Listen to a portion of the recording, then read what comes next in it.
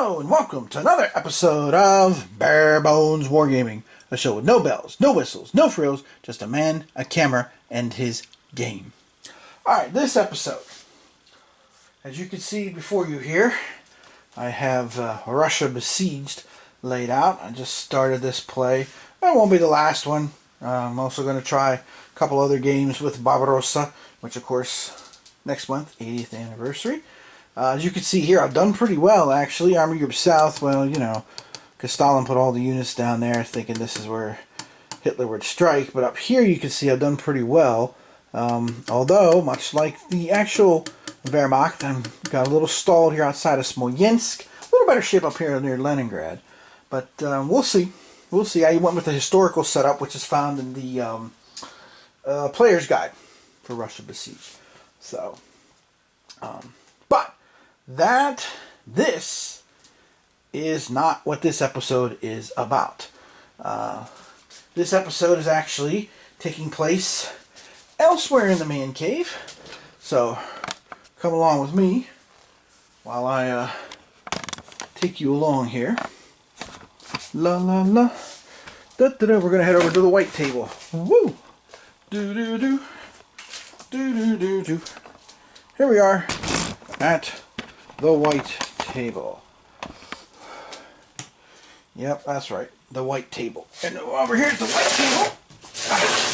As you can see why I call it that, we are going to do an unboxing. That's what this episode's about. Unboxing of a game that just showed up on my doorstep today.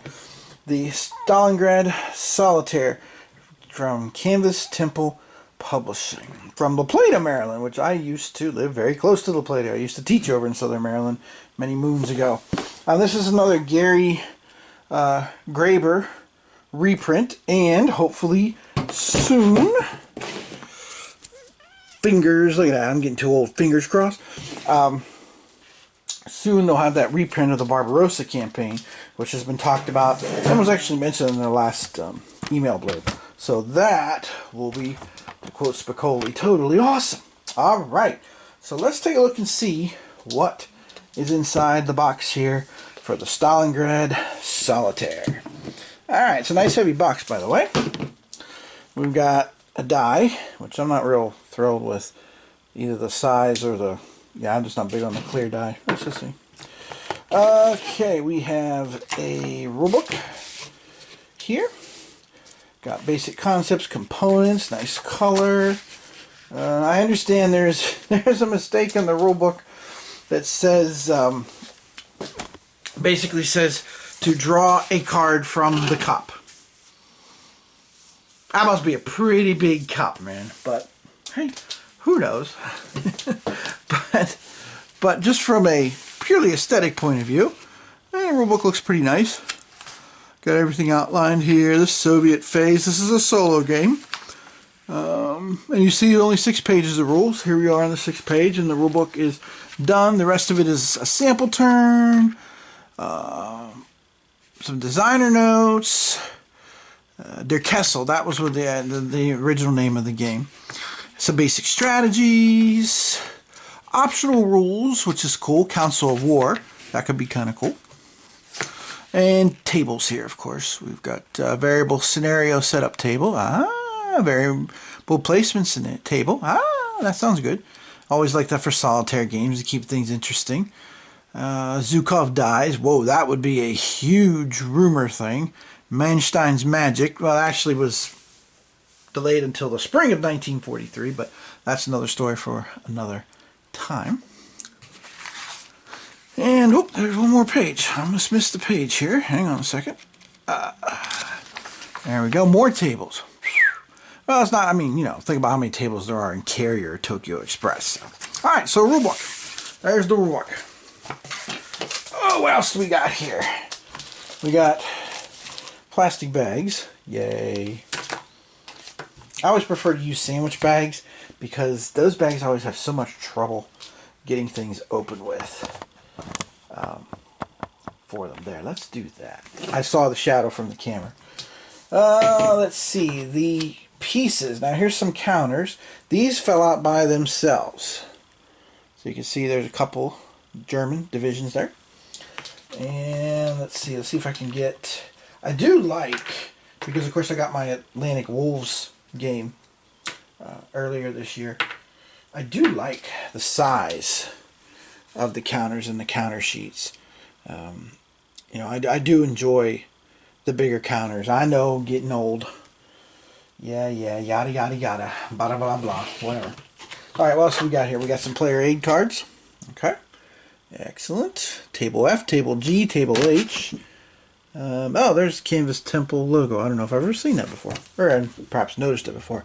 Table A through H. Okay, all right, nice, pretty sturdy. And then we've got, all right, we've got two maps. We got a paper map, but more importantly, we've got, sweet, we've got a mounted map. All right, pretty cool. The Hoth Relief Force, nothing to do with Star Wars for all you Star Wars fans out there.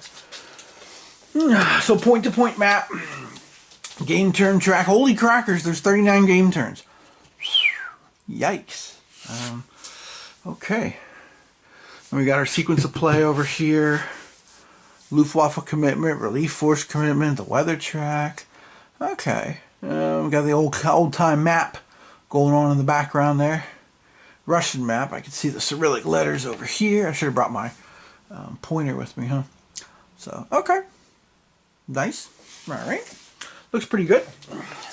I mean, you know, it's not, you know, I mean, it's easy to see stuff. I mean, you can see the symbols, the Balkan cruise, I think it was cruise, yeah, cruise, Balkan cruise, Soviet stars. Okay. And last but not least, let's take a look at the cards, because you know me, I'm always big on cards. And of course, I want to see what these cards look like, since you can draw them from a cup. I'm sorry, I'm being mean. Been a little rowdy today. I'm not sure why. So, let's see. I'm trying to get this plastic off.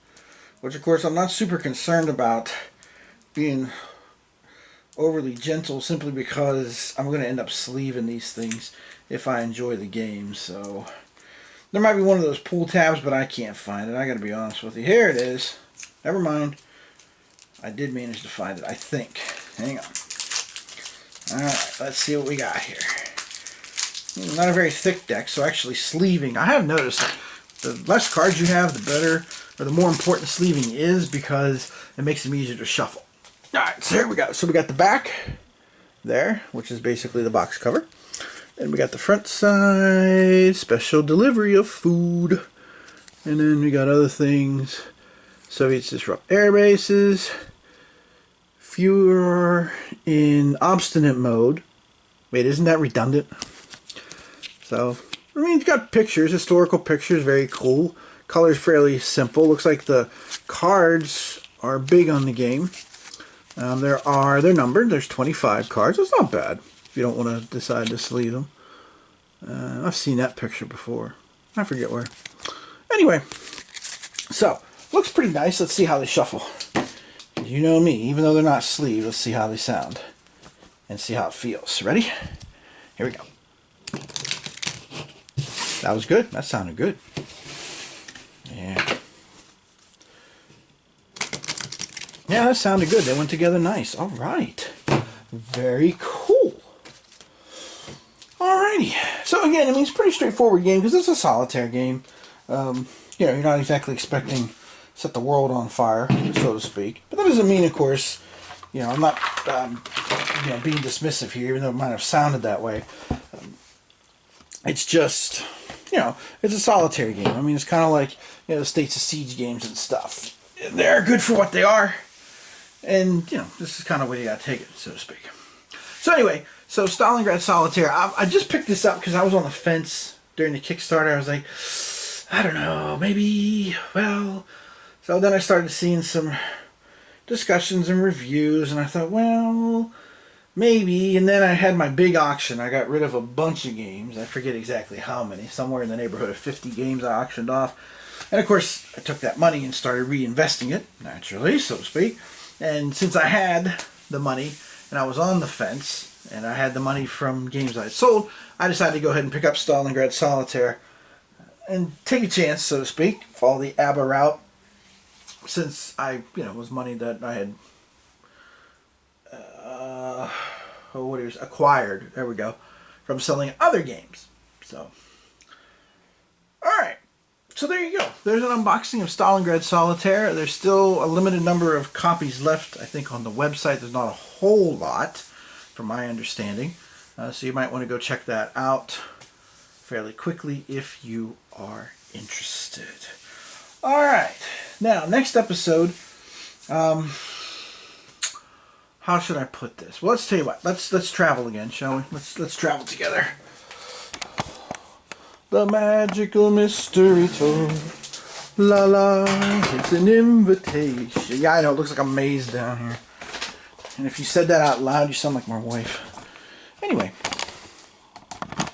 So, here we are back at the Eastern Front. Well, Eastern Front before Stalingrad, I guess you could say. I'm not sure where I'll be coming from next. Just to give you an idea of possibilities, more than likely it's going to be the Eastern Front. I know I mentioned doing Orange Swan, but I'm having a little trouble with that. Those of you who watched this channel for a while and stuff, you probably know my dad passed away. When my mom passed away, I was playing Where There's Discord, and since that, and that was 6+ years ago, I've only played it twice. It's kind of hard, so it's kind of got that same sort of attachment right now with Orange Swan, unfortunately. Hopefully I'll be able to move past it, because it's a really good game. It really is a lot of fun. I've enjoyed it, and I've enjoyed being part of the playtest team.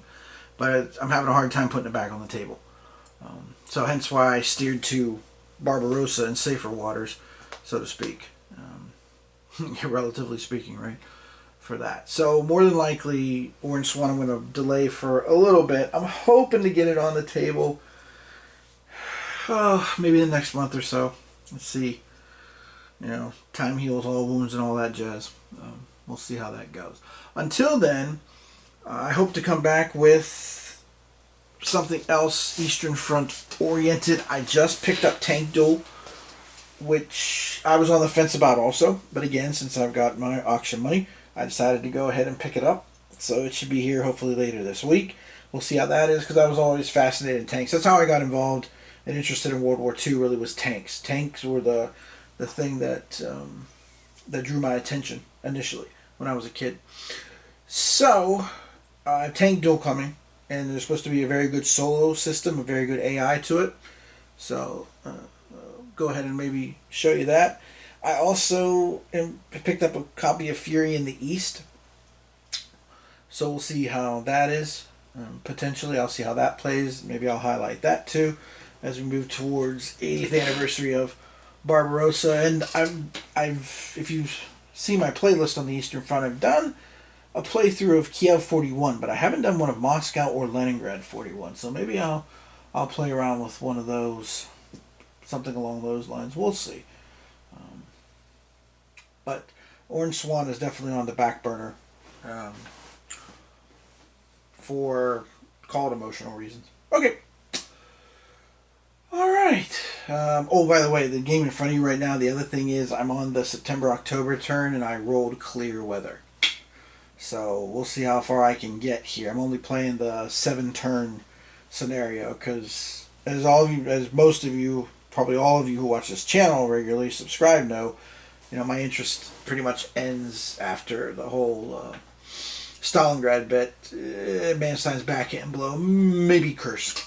I do like games where you can kind of see, what if the Germans had launched the Kursk offensive when the ground first got dry at the beginning of May, as opposed to waiting 2 months at the beginning of July. Which, Hitler was waiting for the new tanks and blah, blah, blah. But anyway, so that's about as far as I go. I really don't do the last 2 years of the war. It just doesn't interest me as much. I'm not sure why. But, by the way, last thought, and then I'll wrap this up. I have been reading War Without Garlands by Robert Kershaw. It is fantastic.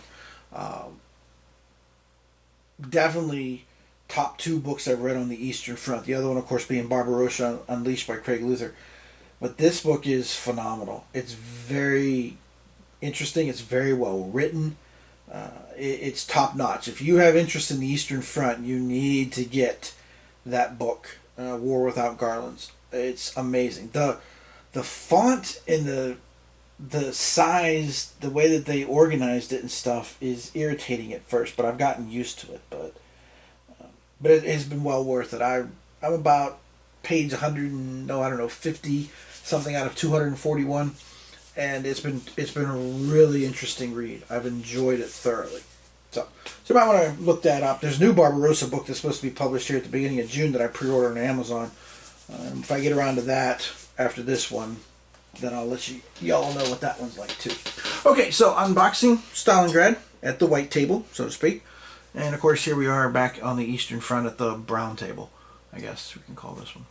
So, alright, so next episode will probably be again somewhere from on the Eastern Front, either tactical tank duel or big time Barbarossa, or shall we say late Barbarossa. Well, not late Barbarossa, I guess after initial Barbarossa, after the frontier battles, if you will, to use a phrase from World War One. Because that's where Moscow 41, Leningrad 41 pick up from. This in July of 1941. So, alright. So there you go. Eastern Front unboxing. This is Tim Korchner from Bones Wargaming, saying as always, thanks for watching.